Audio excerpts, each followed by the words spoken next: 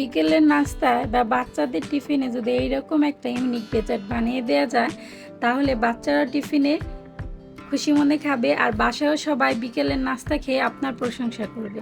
আসসালামু আলাইকুম, welcome to my channel কুকু সুলতানা দিয়ে।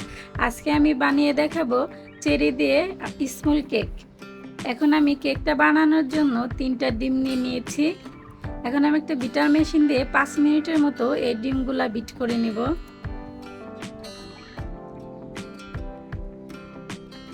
5 মিনিট পরে যখন এরকম ফর্ম হয়ে আসবে, তখন আমি এখানে 1/3 কাপ পরিমাণ চিনি দিব। চিনিটা আমি একবারে দিব না, ধাপে ধাপে দিয়ে বিট করে নিব। প্রথমে আমি অর্ধেক টুক চিনি দিয়ে বিট করে নিয়েছি।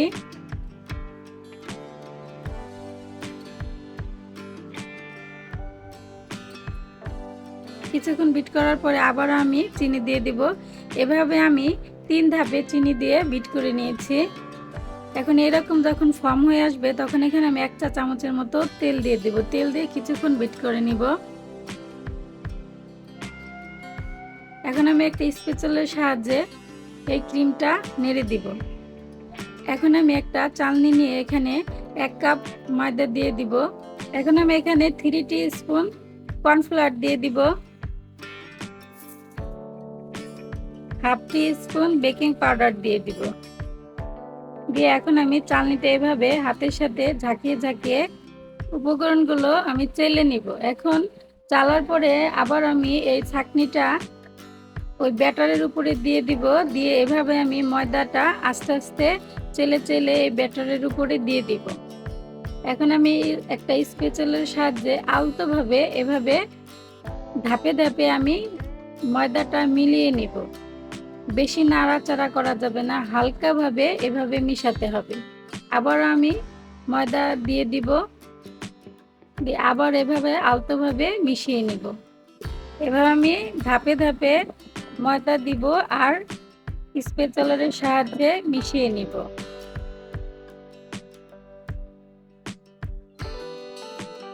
আর এই ময়দাটা মেশানোটা যদি ভালো হয়, তাহলে কেকটাও অনেক স্পঞ্জ হবে আর অনেক ফুলে উঠবে। এর জন্য এই ময়দাটা মেশানোর সময় অনেক খেয়াল রাখতে হবে, বেশি নাড়াচাড়া করা যাবে না, আর আলতোভাবে এভাবে আস্তে আস্তে মিশিয়ে নিতে হবে। আমার মেশানো হয়ে গেছে, ব্যাটারের টেক্সচারটা এরকম আসছে। এখন আমি একটা স্টিলের প্লেটে অয়েল দিয়ে নিব। এভাবে আমি পুরো প্লেটটা এভাবে তেল দিয়ে মাখিয়ে নিব। এখানে আমি ছোট ছোট কেক বানাবো দেখে আমি ছড়ানো একটা প্লেট নিয়েছি। এখন আমি একটা পেপার এভাবে কেটে দিয়ে দিব।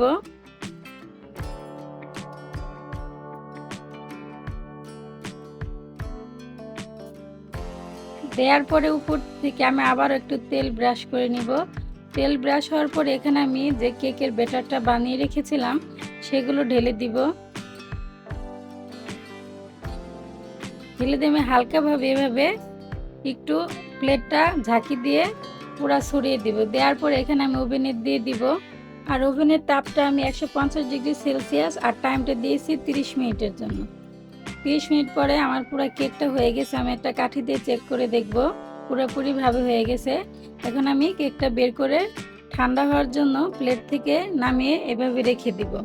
10 মিনিটের জন্য আমি রেখে দিয়েছিলাম। যখন কেকটা পুরোপুরি ঠান্ডা হয়ে যাবে, তখন আমি এখানে একটা বয়মের মুখ দিয়ে এভাবে গোল করে কেটে নেব। আপনারা যে কোনো শেপে এটা বানাতে পারেন।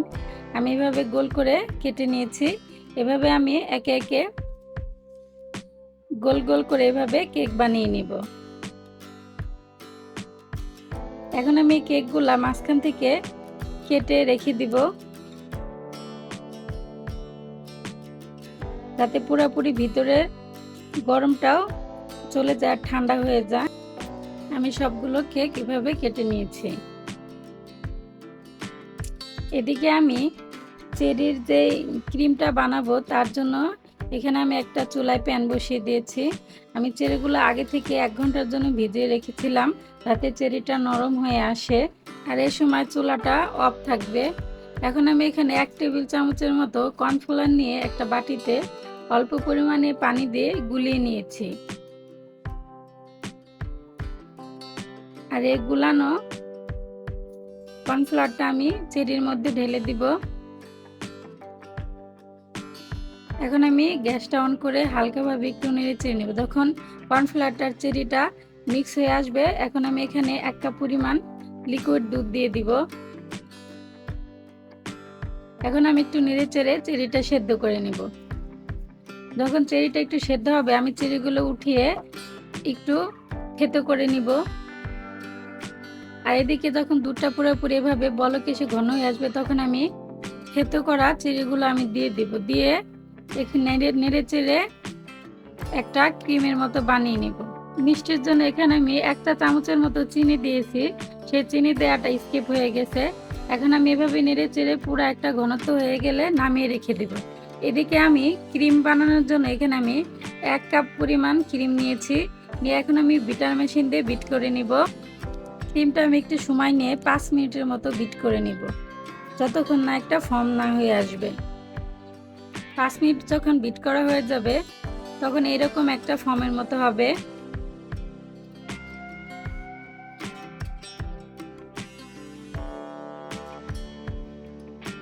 এখন আমি একটা স্প্যাচুলার সাহায্যে একটু নেড়ে চেড়ে দিব।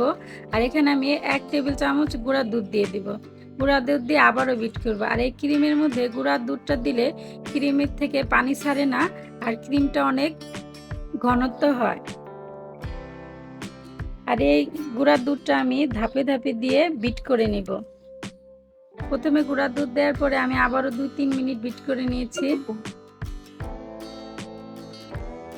2-3 মিনিট পর বিট করার পরে আমি একটা স্প্যাচুলার সাহায্যে এভাবে নেড়ে দিব। নেড়ে দেওয়ার পরে আবারও আমি 1 টেবিল চামচ গুঁড়া দুধ দিয়ে আবারও বিট করে নিব।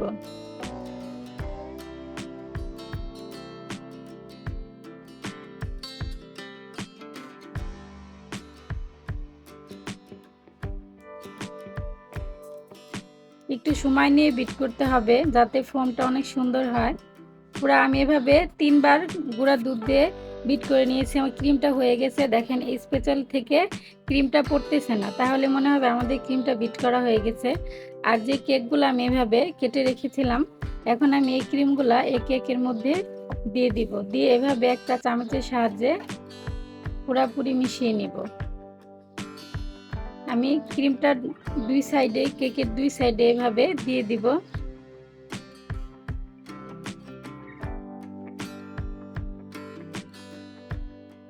এখন আমি ক্রিমটা এভাবে আবার একটা লেয়ার দিয়ে দিব। দিয়ে দেওয়ার পরে যে আমি চেরির ক্রিমটা বানিয়ে রেখেছিলাম, সেখান থেকে আমি 1 চামচের মতো ক্রিম এই কেকটার মধ্যে দিয়ে দিব। দেওয়ার পরে আমি আরেকটা কেক দিয়ে এভাবে ঢেকে দিব। এভাবে আমি একে একে প্রত্যেকটা কেকের মধ্যে চেরি দিয়ে দিব। দেওয়ার পরে আমি আবারও ক্রিম দিয়ে পুরো কেকটা এভাবে ঢেকে দিব। আমি এভাবে সবগুলা কেক ক্রিম দিয়ে ঢেকে দিয়েছি। আর যখন আমি ছোট ছোট কেক বানিয়েছিলাম, সাইড থেকে যে কেকটা অবশিষ্ট রয়ে গিয়েছিল, সেই কেকটা আমি এভাবে ব্লেন্ড করে ঝুড়া করে নিয়েছি। এখন আমি এই কেকগুলা এই ঝুড়া কেকের মধ্যে দিয়ে দিব। দিয়ে এভাবে আমি চেপে চেপে পুরা কেকের গায়ে এই কেকের গুঁড়াটা মাখিয়ে নিব।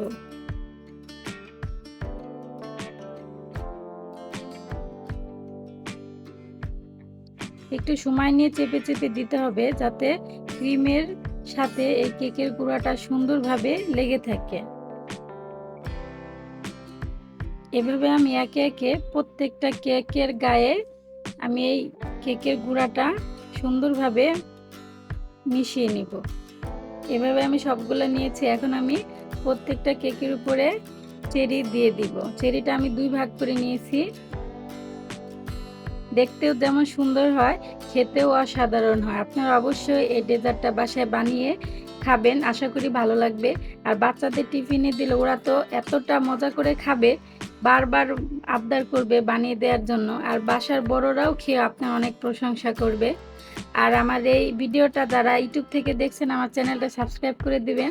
আর ফেসবুক থেকে যারা দেখছেন, আমার ফেসবুক পেজটাকে ফলো করে আমার সবসময় পাশে থাকবেন।